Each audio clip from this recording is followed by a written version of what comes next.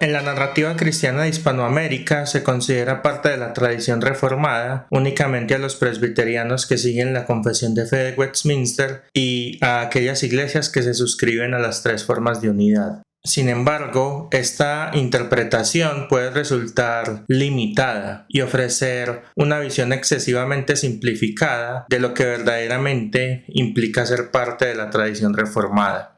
Desde hace unas décadas, el anglicanismo ha captado la atención de muchos como un camino espiritual atractivo, histórico y bello. Sin embargo, esto ha generado cierta desconfianza en algunos círculos. Varias personas argumentan que esta tradición está más cerca de la Iglesia Católica Romana que de la tradición reformada. Si bien este estereotipo puede tener muchas razones, una de ellas es sin duda el limitado acceso a las fuentes anglicanas históricas en el contexto hispanoamericano. Si vas a una librería cristiana, es común encontrar textos sobre la Confesión de Fe de Westminster o el Catecismo de Heidelberg. Sin embargo, es bastante difícil encontrar libros sobre el anglicanismo, mucho menos un comentario a los 39 artículos de la religión cristiana o una edición en español del libro de oración común de 1662. Más allá de esto, y volviendo a la pregunta que da título a este video, ¿es el anglicanismo parte de la tradición reformada?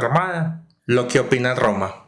Stephen Hampton registra el testimonio de Francisco Suárez, el famoso erudito y escolástico católico romano contra la Iglesia de Inglaterra de su época. Después de la muerte de Enrique, contra su voluntad declarada durante la época del rey Eduardo, la herejía zwingliana prevaleció en el reino. Después de ese tiempo, el calvinismo fue introducido por Isabel y el mismo persiste hasta nuestros días, ya sea en su totalidad o en gran medida. En otro lugar, observa al jesuita Suárez calificando a dicha iglesia como secta calvinista. Estas observaciones son significativas ya que provienen de un erudito católico romano y proporcionan una perspectiva valiosa sobre cómo se percibía la iglesia de Inglaterra en su época y tradición. Además, es notable cómo Suárez agrupa a Zwinglio y Calvino en el mismo proceso que se está desarrollando en la Iglesia de Inglaterra, dando por sentado que pertenecen a la misma tradición, es decir, a la tradición reformada. ¿Cuándo es reformada la Iglesia de Inglaterra? El historiador presbiteriano Carl Trueman,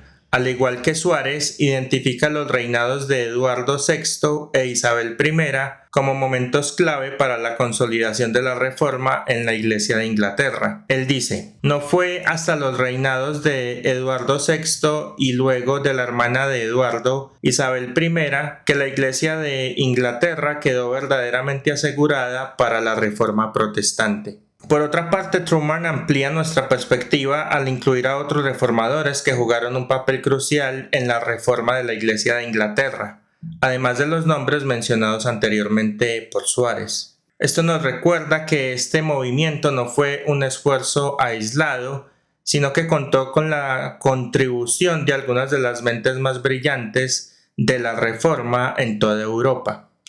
Y esto deja clara la naturaleza internacional e interdependiente de la reforma y cómo la Iglesia de Inglaterra se benefició de estas conexiones para su propio proceso de reforma. Trueman dice: esto fue especialmente cierto en el caso de Martín Bucero, el reformador de Estrasburgo, Pedro Mártir Vermigli, el principal reformador italiano de la época, y Johannes Lasko, el teólogo reformado polaco. Así pues, la Iglesia de Inglaterra fue el producto no solo de la política interna inglesa, sino también de un cuidadoso diálogo teológico con algunas de las más grandes mentes reformadas europeas de la época. Debe notarse el patrón. No solo Roma consideraba a la Iglesia de Inglaterra como parte de la tradición reformada por asuntos políticos, sino también por motivos teológicos. Y como observa Trueman, podríamos decir que tenían toda la razón, puesto que no solo estaban siguiendo la línea reformada de separación de Roma en términos políticos, como es obvio, sino que estaban siendo directamente apoyados por reformadores de primera mano para consolidarse como una ruptura teológica también. Y esto evidentemente también es obvio en los 39 artículos de la religión cristiana o en el libro de oración común de 1662, el mito de la Vía Media. Quizá otra de las razones por las que algunas personas en Hispanoamérica acusan al anglicanismo de estar más cerca de Roma que de la tradición reformada es porque, como indica Gerald Bray, muchos anglicanos modernos definen su iglesia como un camino intermedio entre el catolicismo romano y un tipo de protestantismo calvinista, pero esto es incorrecto. Bray sostiene que esto es incorrecto porque los anglicanos, en su confesión de fe, es decir, los 39 artículos de la religión cristiana, consideraban claramente al Papa como la cabeza de una iglesia que había caído en el error. Esto puede observarse en el artículo 19, donde dice: la iglesia de Roma ha errado, no solo en cuanto a la vida y las ceremonias, sino también en materias de fe. Debe aclararse que hay que diferenciar entre la Iglesia Anglicana Clásica Reformada, cuyos formularios confesionales incluyen los 39 artículos de la religión cristiana, el libro de oración común de 1662, las homilías y el ordinal, con los movimientos posteriores que se desviaron de dichos formularios y por tanto no deben considerarse anglicanos. Además, estos movimientos en efecto son muy cercanos a la Iglesia de Roma, y uno de los protagonistas de este desvío del anglicanismo clásico es John Henry Newman. Por otra parte, si se quisiera hablar de vía media o camino intermedio en los anglicanos clásicos, sería más preciso decir que, como indica Darnley MacCulloch, el biógrafo de Thomas Cranmer, este primer arzobispo de Canterbury en realidad buscaba el camino intermedio de Bucero, un acuerdo entre Wittenberg y Zurich, que proporcionara una visión unida de la doctrina cristiana frente a la falsificación que se estaba reformando en el Concilio de Trento. Al respecto de este asunto, Hampton indica que la Iglesia de Inglaterra estaba más cerca de la Iglesia reformada de Zurich que de la Iglesia reformada de Ginebra. Esto fue, por supuesto, motivo de pesar entre los eclesiásticos ingleses que consideraban Ginebra como el punto de referencia de la ortodoxia reformada. En Catolicismo Reformado hemos publicado un artículo que puedes descargar gratis sobre Juan Calvino y la Iglesia de Inglaterra. Independientemente del caso, que la Iglesia de Inglaterra estuviera en el medio de Zurich, Wittenberg o Ginebra, teológicamente hablando, o más cerca del uno que del otro, lo cierto es que formaba parte de la tradición reformada, puesto que Zurich, Wittenberg y Ginebra distintivamente lo estaban. La confesionalidad anglicana es reformada. Richard Müller, un reconocido historiador de la Reforma, destaca en su libro Calvino y la tradición reformada que, en el caso de la tradición confesional reformada, existe una base teológica común enunciada en las principales obras confesionales de mediados del siglo XVI, a saber, las confesiones galicana, las confesiones belga y escocesa, el catecismo de Heidelberg y los 39 artículos de la Iglesia de Inglaterra, todas ellas escritas en círculos dialogantes o de algún modo deudores de Calvino, y que, lo que es más importante, representan la comunidad internacional de creencia reformada a la que Calvino pertenecía. Müller destaca la existencia de una base teológica común en las principales obras confesionales de la Reforma, incluyendo los 39 artículos de la religión cristiana. Esta observación es crucial ya que sitúa a la Iglesia de Inglaterra dentro de la confesionalidad de la tradición reformada. Ahora bien, la visión de Müller no es única.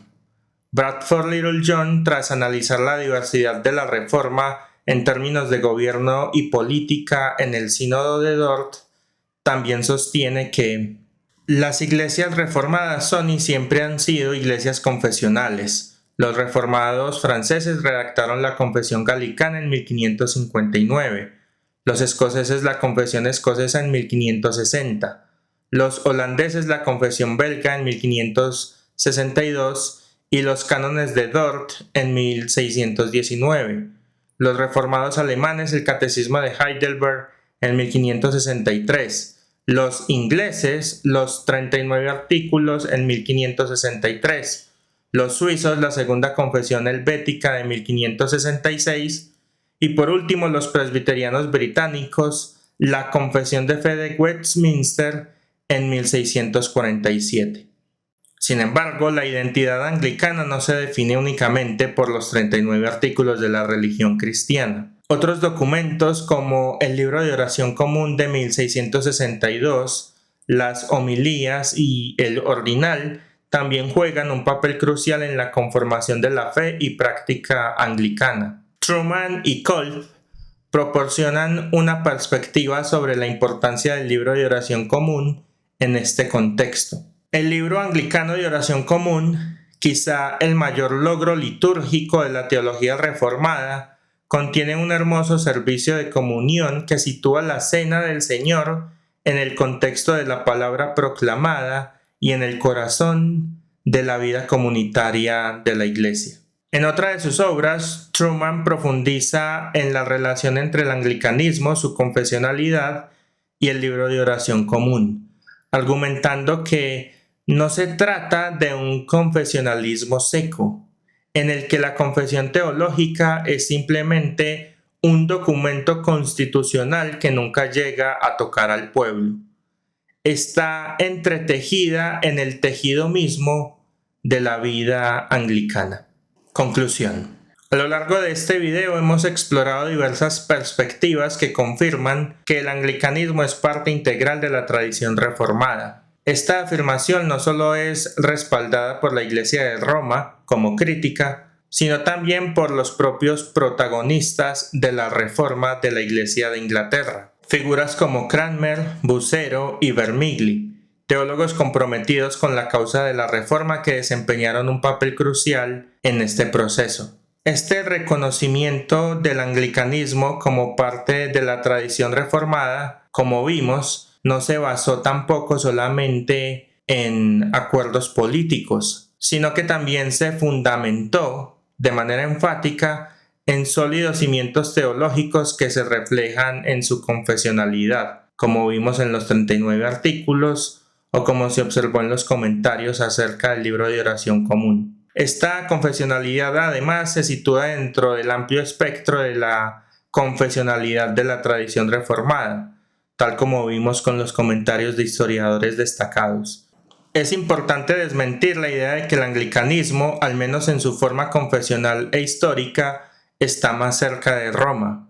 Por el contrario, el anglicanismo se ha distanciado de Roma y busca mantener esa distancia. Esta distinción es esencial para entender la verdadera naturaleza y el lugar del anglicanismo dentro de la tradición reformada. A su vez, el anglicanismo no solo es parte de la tradición reformada, sino que también ha contribuido de manera significativa a su desarrollo y su diversidad. Su riqueza litúrgica, su devoción comunitaria y privada a través del libro de oración común y su énfasis en recuperar los concilios del pasado justifican el creciente interés que ha despertado en muchas personas en la última década. Quizá uno de los aspectos más importantes por los que las personas se han interesado en el anglicanismo en los últimos años es porque su devoción está marcada por la Santísima Trinidad. Y no solo está marcada en términos confesionales, sino también en la celebración de esa confesionalidad, como es obvio a través del libro de oración común de 1662.